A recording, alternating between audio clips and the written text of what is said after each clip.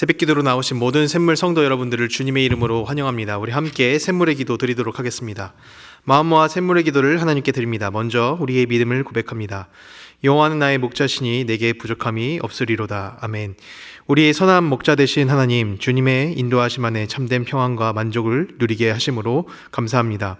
가정의 달을 맞아 우리 가정과 공동체 가운데 주님의 선하심과 인자하심이 날마다 새롭게 경험되게 하옵소서. 교회와 예배를 위해 기도합니다. 주의 집에 사는 자들은 복이 있나니 그들이 항상 주를 찬송하리로다. 아멘. 예배 받으시기에 합당하신 하나님, 샘물 공동체가 예배를 통해 주님의 임재를 경험하게 하시고 말씀을 통해 생명의 능력을 체험하게 하옵소서. 작은 목자 훈련에 참여하는 모든 성도들이 말씀으로 채워지고 진리 안에서 자유를 누리는 참된 예배자가 되게 하옵소서. 목장과 가정을 위해 기도합니다. 새 계명을 너희에게 주노니 서로 사랑하라. 내가 너희를 사랑한 것 같이 너희도 서로 사랑하라. 아멘. 사랑의 하나님, 목장 안에서 서로 사랑함으로 예수 행복을 경험하게 하시고 한 목장 한 영혼 세대주기를 통해 예수 사랑을 전하는 공동체가 되게 하옵소서. 가정의 달을 맞아 샘물의 모든 가정이 주님 안에서 화목하게 하시고 서로 용납하고 배려하는 그리스도의 향기가 넘치게 하옵소서. 다음 세대와 성도들을 위해 기도합니다. 여호와의 친밀하심이 그를 경외하는 자들에게 있으며 그의 언약을 그들에게 보이시리로다. 아멘. 세대를 통해 역사하시는 하나님, 우리 자녀들이 주님을 깊이 알고 경외하는 믿음의 세대로 자라나게 하옵소서. 혼란한 시대 속에서도 하나님의 뜻을 분별하며 살아가게 하시고 학업과 취업, 결혼을 준비하는 청년들에게 지혜와 용기를 주셔서 하나님의 선하신 계획을 발견하고 따라가게 하옵소서. 나라와 선교를 위해 기도합니다. 무리가 그들의 칼을 쳐서 보습을 만들고 그들의 창을 쳐서 낫을 만들 것이며 이 나라와 저 나라가 다시는 칼을 들고 서로 치지 아니하며 다시는 전쟁을 연습하지 아니하리라. 아멘. 평화의 하나님, 이 땅에 정의와 공의가 흐르게 하시고 분열된 사회가 화합하게 하옵소서. 샘물의 성도들이 가는 선교사, 보내는 선교사로서 복음의 사명을 감당하게 하시고 준비 중인 단기 봉사를 통해 열방에 주님의 사랑이 전해지게 하옵소서. 우리의 힘이 되시는 예수 그리스도의 이름으로 기도드립니다. 아멘.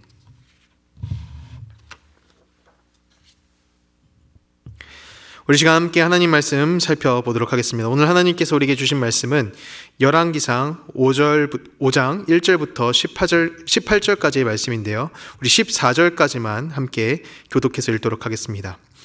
솔로몬이 기름 부음을 받고 그의 아버지를 이어 왕이 되었다 함을 두로왕 히람이 듣고 그의 신하들을 솔로몬에게 보냈으니 이는 히람이 평생에 다윗을 사랑하였음이라. 이에 솔로몬이 히람에게 사람을 보내어 이르되 당신도 알거니와 내 아버지 다윗이 사방의 전쟁으로 말미암아 그의 하나님 여호와의 이름을 위하여 성전을 건축하지 못하고 아버지께서 그의 원수들을 그의 발바닥 밑에 두시기를 기다렸나이다. 이제 내 하나님 여호와께서 내게 사방에 태평을 주심에 원수도 없고 재앙도 없도다. 여호와께서 내 아버지 다윗에게 하신 말씀에 내가 너를 이어 내 자리에 오르게 할 내 아들 그가 내 이름을 위하여 성전을 건축하리라 하신 대로 내가 내 하나님 여호와의 이름을 위하여 성전을 건축하려 하오니 당신은 명령을 내려 나를 위하여 레바논에서 백향목을 베어내게 하소서. 내 종과 당신의 종이 함께할 것이요 또 내가 당신의 모든 말씀대로 당신의 종의 삭을 당신에게 드리리이다. 당신도 알거니와 우리 중에는 시돈 사람처럼 벌목을 잘하는 자가 없나이다. 히람이 솔로몬의 말을 듣고 크게 기뻐하여 이르되 오늘 여호와를 찬양할지로다. 그가 다윗에게 지혜로운 아들을 주사 그 많은 백성을 다스리게 하셨도다 하고 이에 솔로몬에게 사람을 보내어 이르되 당신이 사람을 보내어 하신 말씀을 내가 들었거니와 내 백향목 제목과 잣나무 제목에 대하여는 당신이 바라시는 대로 할지라. 내 종이 레바논에서 바다로 운반하겠고 내가 그것을 바다에서 뗏목으로 엮어 당신이 지정하는 곳으로 보내고 거기서 그것을 풀리니 당신은 받으시고 내 원을 이루어 나의 궁정을 위하여 음식물을 주소서 하고 솔로몬의 모든 원대로 백향목 제목과 잣나무 제목을 주매 솔로몬이 히람에게 그의 궁정의 음식물로 밀 2만 고루와 맑은 기름 20고루를 주고 해마다 그와 같이 주었더라. 여호와께서 그의 말씀대로 솔로몬에게 지혜를 주신 고로 히람과 솔로몬이 친목하여 두 사람이 함께 약조를 맺었더라. 이에 솔로몬 왕이 온 이스라엘 가운데서 역군을 불러일으키니 그 역군의 수가 3만 명이라. 솔로몬이 그들을 한 달에 10,000명씩 번갈아 레바논으로 보내매 그들이 한 달은 레바논에 있고 두 달은 집에 있으며 아도니람은 감독이 되었고. 오늘 하나님께서 주신 말씀은 지혜로운 리더입니다. 좋은 리더가 되기를 바라는 것은 우리가 하나님께 구하고 또 기도할 정도로 굉장히 중요한 제목이 되죠. 우리는 살아가는 각자의 자리에서 리더의 역할을 수행합니다. 대통령이나 시장 그런 것과 같이 드러나는 사람만이 리더가 아닙니다. 회사나 단체, 더 나아가서 학교나 가정에서도 리더라는 이름이 우리에게 주어집니다. 나에게 맡겨주신 공동체와 또 사람들을 잘 이끌어가기 위해서는 우리에겐 지혜가 필요한데요. 오늘 주신 말씀 가운데 리더에게 필요한 지혜를 발견하고자 합니다. 솔로몬은 하나님께서 지혜를 주셨고 또 다른 능력보다 그 주신 지혜로 맡기신 백성과 일들을 이루어 나갑니다. 우리 함께 주신 말씀을 묵상하며 주님께서 원하시는 지혜의 지도자는 어떤 사람인지 알아가 보고자 합니다. 그렇다면 지혜로운 지도자는 어떤 사람일까요? 첫 번째는 하나님의 말씀을 살피는 사람입니다. 말씀을 살피는 사람.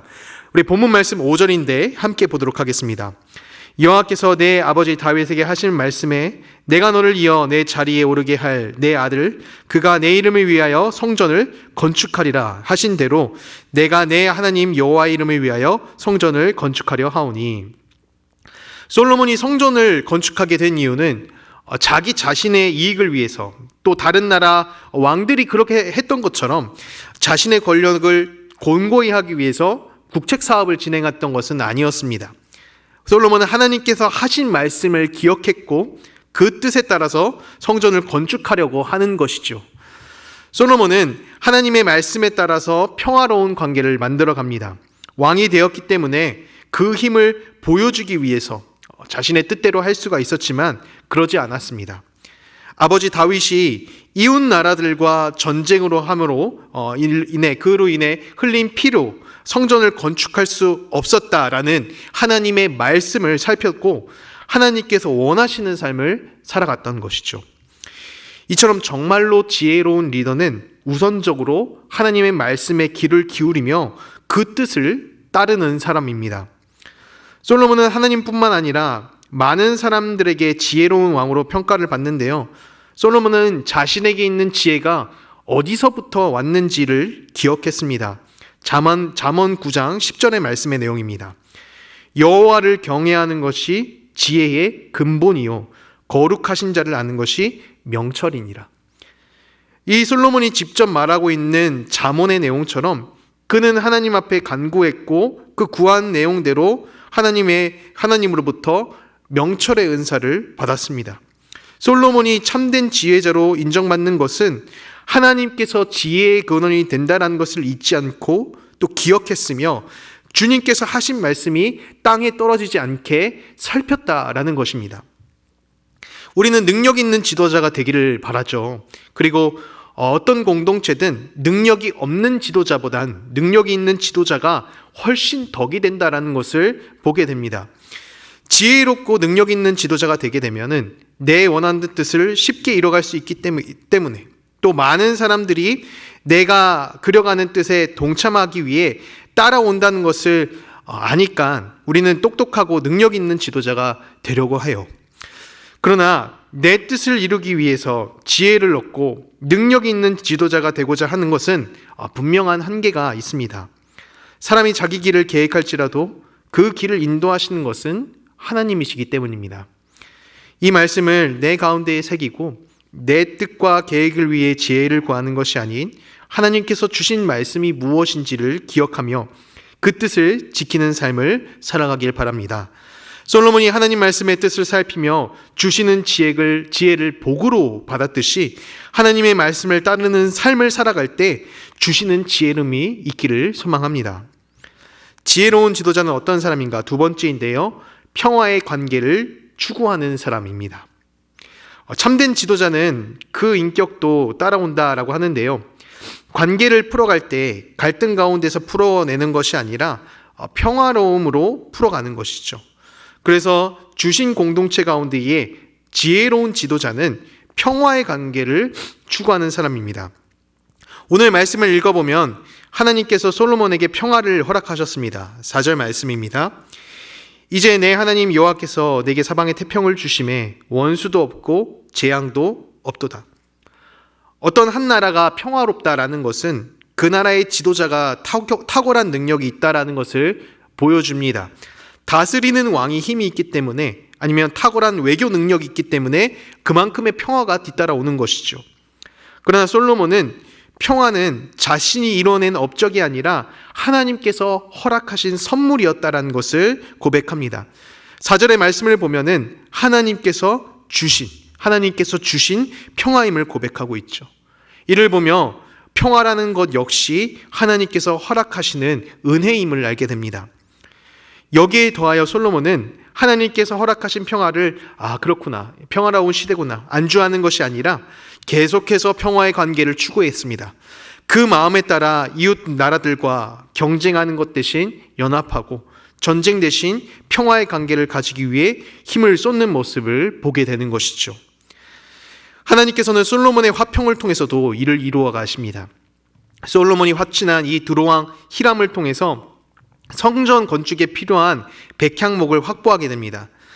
전쟁이나 힘을 통해서 충분히 빼앗을 수 있지만 평화의 관계로부터 그 누구의 생명도 잃지 않고 원하는 것을 얻어내는 진짜 지혜로운 모습인 것이죠. 우리 7절 말씀을 보면요, 더 나아가서 이 솔로몬이 추구한 평화의 관계로부터 당대 이방 왕이었던 이 히람이 하나님을 찬양하는 모습을 보여줍니다. 평화를 추구하는 마음으로 하나님께서는 성전을 세우시고 평화를 추구하는 마음으로 이방 민족에게 영광을 받으시는 역사를 일으키십니다. 창세기에 나타나는 야곱도 리더가 가져야 할 평화의 중요성을 확인시켜 줍니다. 야곱은 배신했던 형 에서를 이제 다시 만나게 됩니다. 야곱을 잡기 위해서 형 에서는 칼을 들고 야곱을 찾아오게 되는 거죠. 이 야곱은 에서 앞에서 두 가지 선택을 할 수가 있습니다. 야곱이 거느린 무리도 적은 무리가 아니었기 때문에 에서와 같이 칼을 들고 전쟁을 하거나 아니면 형 앞에 먼저 나아가서 엎드리며 평화의 관계를 맺거나 선택할 수 있었습니다. 야곱은 형에게 맞설 수 있는 힘이 있었지만 형에게 다가가며 평화의 관계를 선택합니다. 그 결과 양측 누구의 생명도 다치지 않고 형 에서의 용서를 받아내는 최고의 결과를 얻게 됩니다. 성도 여러분, 이처럼 지혜로운 지도자 가운데는 온유의 마음이 있습니다. 세상의 리더는 어떻게든 이익을 얻게 되면은 그 지도자가 제일이라고 이야기를 합니다. 상대를 다치게 하더라도 그 얻게 되는 이익이 정말로 크면은 과정과는 상관없이 능력 있는 지도자라고 하는 것이죠. 그러나 하나님께서 원하시는 지혜로운 지도자는 사랑의 마음과 평화를 추구하는 사람입니다. 주시는 관계 안에서 경쟁의 눈으로 다가가는 것이 아니라 사랑할 친구로서 관계를 맺어갑니다. 하나님께서는 그렇게 연합할 때 서로가 서로를 채워가는 은혜를 허락하십니다. 바라기는 우리에게 보내주신 그 공동체와 사람들 가운데에 온유한 마음을 주시도록 구하며 평화의 관계를 이어갈 수 있도록 구하시는 성도 여러분들이 되기를 바랍니다. 지혜로운 지도자는 어떤 사람인가? 먼저는 하나님의 뜻을 살피며 지혜의 근원이신 하나님을 따르는 사람, 또 경쟁과 다툼이 있는 사람이 아닌 온유의 마음으로 평화의 관계를 추구하는 사람이 하나님께서 바라시는 참된 지도자가 된다고 했습니다. 지혜로운 지도자 마지막 특징은 배려로 보살피는 사람입니다. 성전을 건설할 백향목을 가지고 오기 위해 솔로몬이 일꾼들을 소집합니다. 다른 누구의 부탁이 아니었고 왕의 명령을 받은 일꾼들이었기 때문에 솔로몬이 원하는 대로 따를 수밖에 없습니다. 그러나 솔로몬은 이 모인 일꾼들을 배려로 보살피는 모습을 보여줍니다. 우리 14절 말씀인데요. 솔로몬이 그들을 한 달에 10,000명씩 번갈아 레바논으로 보내며 그들이 한 달은 레바논에 있고 두 달은 집에 있으며 아도니람은 감독이 되었고, 타지 먼 나라로 떠날 일꾼들을 배려하며 가정으로 이제 돌아와서 시간을 보낼 수 있는 3교대의 업무 환경을 만들어주는 모습이에요. 지금 우리의 눈으로 이 업무 환경을 보면은 굉장히 상식적인 처우지만 당시 일꾼들을 향한 대우를 비교해 보면은 솔로몬의 배려가 보입니다. 당대 다른 왕들이 그러했던 것처럼 일꾼들을 흔히 말해서 부려먹을 수 있었습니다. 왕이라는 힘이 있었기 때문에 누구의 눈치를 볼 것 없이 그냥 효율만을 따져가면서 일꾼을 이제 타국에서 돌아오지 않게 할 수도 있었죠. 그러나 솔로몬은 당장의 효율을 따지는 것에 중점을 두지 않고 자신이 다스리는 사람에게 초점을 맞춥니다. 이처럼 솔로몬이 보여주는 배려를 통해 백성을 향한 사랑을 확인하게 됩니다. 말씀을 준비하며 참된 지도자는 무엇인가 이와 관련해서 여러 글들을 찾아보게 되었습니다.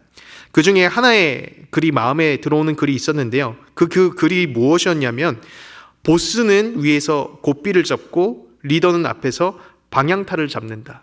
이런 글이 있었습니다. 이 글 가운데의 보스와 리더의 차이는 배려인 것이죠. 지혜로운 리더는 함께하는 사람을 생각하며 앞서 먼저 짐을 지고 사람들을 따라오게 만듭니다. 배려함으로써 그 공동체가 멀리 갈 수 있게 만듭니다. 하나님께서 바라보시는 리더, 정말로 지혜로운 지도자는 맡기신 사람을 사랑하는 사람입니다.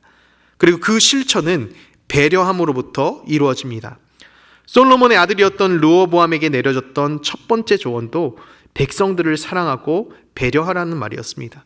열왕기상 12장 17절의 말씀을 읽어드리도록 하겠습니다. 대답하여 이르되 왕이 만일 오늘 이 백성을 섬기는 자가 되어 그들을 섬기고 좋은 말로 대답하여 이르시면 그들이 영원히 왕의 종이 되리이다 하나. 자신만을 생각하는 그런 강압적인 통치가 아닌 백성을 사랑하고 배려하면 자연스럽게 그 백성이 따라오게 된다는 것이죠. 성도 여러분, 하나님께서 보내신 자리에서 또 우리에게 맡기신 사람들을 사랑하시길 바랍니다. 하나님께서는 바라신 목적이 어떤 나의 이익이나 그것보다 사랑함으로 배려의 모습을 드러내는 지도자입니다. 우리 모두 이런 지혜로운 리더가 되기를 주님의 이름으로 간절히 축원드립니다. 말씀을 정리하도록 하겠습니다. 오늘의 말씀, 지혜로운 리더. 우리의 삶 가운데 보내신 자리에 지혜로운 사람이 되기를 소망합니다. 나의 생각과 뜻만을 살피는 것이 아닌 말씀을 따라 하나님의 뜻을 우선적으로 살피며 평화로운 관계를 만들어가는 사람입니다. 마지막으로 맡기신 사람들을 배려함으로 이끌어가는 사람이 하나님께서 바라시는 지혜의 사람입니다. 바라기는 말씀을 새기며 하나님께서 사랑하시는 지혜의 사람이 되기를 주님의 이름으로 축원드립니다. 우리 시간 함께 말씀을 기억하며 함께 기도의 자리로 나아가도록 하겠습니다. 하나님, 우리가 보내신 그 세상 가운데에 하나님의 말씀을 먼저 살피고 또 주시는 관계 가운데에 경쟁보다는 평화의 마음으로 나아갈 수 있는 사람이 되게 하옵소서. 또 나에게 보내주신 사람을 사랑으로 품으며 배려할 수 있는 마음을 허락하여 주옵소서. 우리 시간 이렇게 함께 기도하신 후에 우리 각자의 개인 기도 제목으로 한 마음으로 기도하도록 하겠습니다. 함께 기도하도록 하겠습니다.